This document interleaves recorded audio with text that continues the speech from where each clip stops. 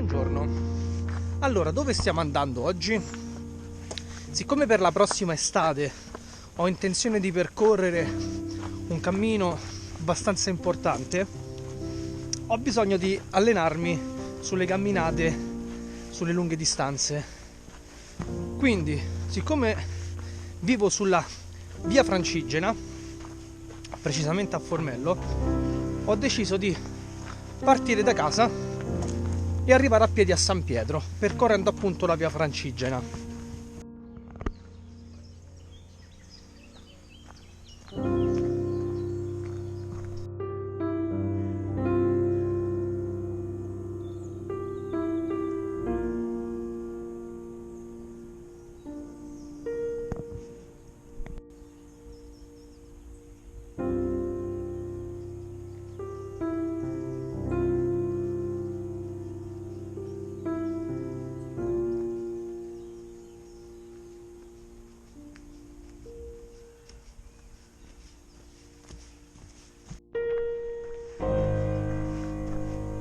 Allora, via Francigena invasa dalle mucche. Allora, questo potrebbe essere un piccolo problema, perché siccome ci sono i vitellini, anche quelli molto piccoli, le mucche potrebbero sentirsi minacciate se gli camminiamo incontro, e quindi non vorrei ritrovarmi in spiacevoli situazioni. Vediamo insomma se posso magari aggirarle. Ed infine ce l'abbiamo fatta, allungando di un poco il sentiero, girandogli intorno, che però, ripeto, le mucche sono completamente innocue, però c'erano numerosi cuccioli e potrebbe far scattare in loro un meccanismo di difesa, giustamente. Quindi insomma sempre meglio essere cauti, insomma. E via, proseguiamo.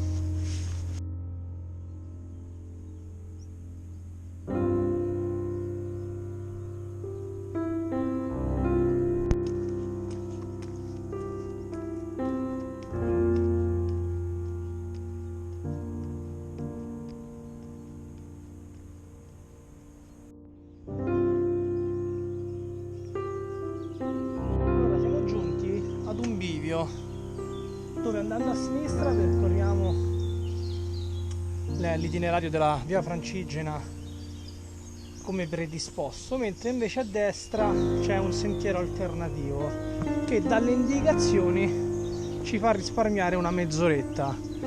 Quindi io andrei sull'alternativo, così da guadagnare un po' di tempo. Sì, anche perché passa all'interno del bosco e mi piace di più.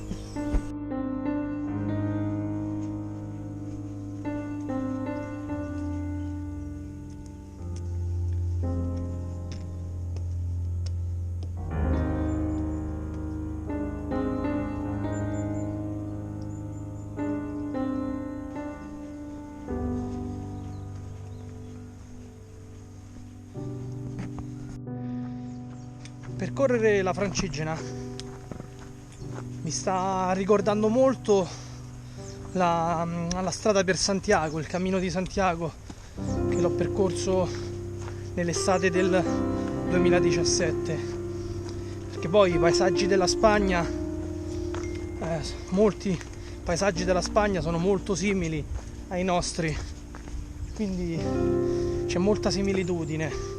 La cosa che però caratterizza insomma la differenza con la mia percorrenza di oggi con quella del Cammino di Santiago nell'estate del 2017 sta nel fatto che oggi non c'è nessuno sul sentiero, sono solo, e probabilmente, anzi senza probabilmente, siamo all'inizio di febbraio e questo è sicuramente il periodo di minore affluenza per quanto riguarda il pellegrinaggio sui vari cammini. Nonostante comunque le giornate di questa stagione si mantengono ancora molto calde. Poi ecco, fortunatamente sta uscendo il sole, che stamattina era piuttosto grigio, ma avevo visto le previsioni che con l'avanzare della mattinata il cielo si sarebbe schiarito. Siamo quasi arrivati ad Isola Farnese, non manca moltissimo.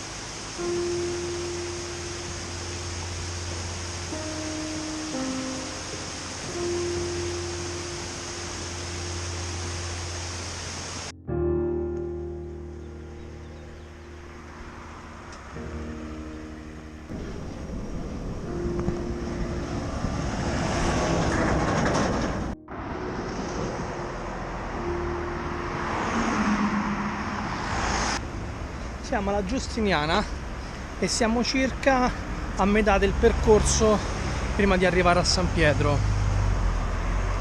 Abbiamo attraversato un bel tratto della Cassia dove la segnaletica per la Francigena lasciava un po' a desiderare, se non su qualche palo si intravede l'adesivo con le indicazioni della via Francigena. E più che altro alcuni tratti erano privi di marciapiede e ho camminato praticamente sul ciglio della strada, che in termini di sicurezza non è per niente bello.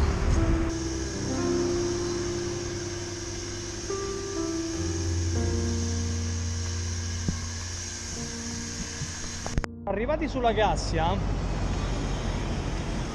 all'altezza dello svincolo del grande raccordo anulare, lo riconoscete dai cartelli sulla strada, e c'è questo ingresso che sembra l'ingresso di un centro residenziale, ma in realtà è la via Francigena che porta verso il parco dell'Insugherata.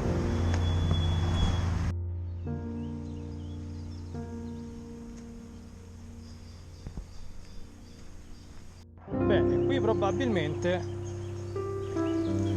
ci infangheremo fino alle caviglie, cosa che vorrei evitare, perché se mi entra l'acqua nelle scarpe poi è un grosso problema.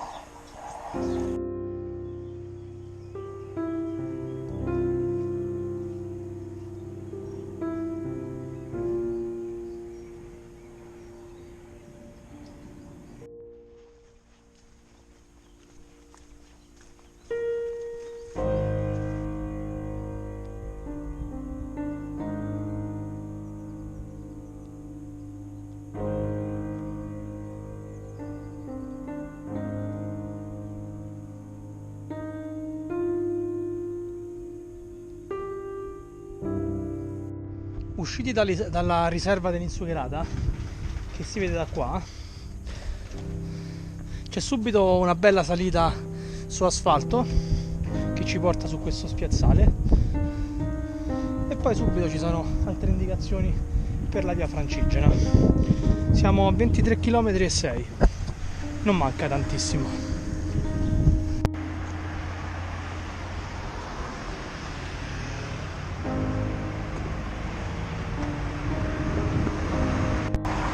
Dunque, si è fatta l'ora di pranzo, che è l'1:10. Siamo esattamente di fronte all'ospedale Gemelli. Dall'altra parte della strada c'è un Old Wild West e mi sta tentando veramente tanto, ma resisterò.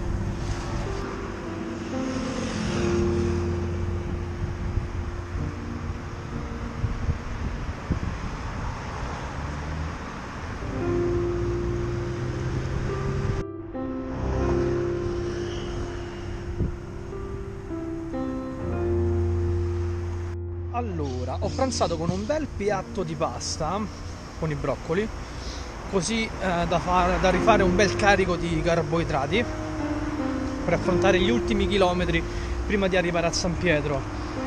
E quando mi sono rialzato, dopo quel quarto d'ora, 20 minuti di pausa pranzo, ho sentito le gambe pesantissime.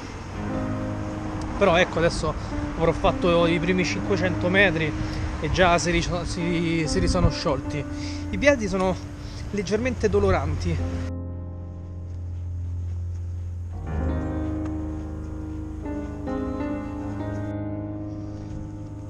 Siamo all'interno della riserva naturale di Monte Mario. Dunque, se poi il sentiero ce lo consente, dovremmo passare su un bel punto panoramico. Speriamo bene, che si vede praticamente tutta Roma. Bello, dai, abbiamo abbandonato la strada, che ci siamo fatti un gran bel tratto sulla Trionfale e non mi piaceva per niente.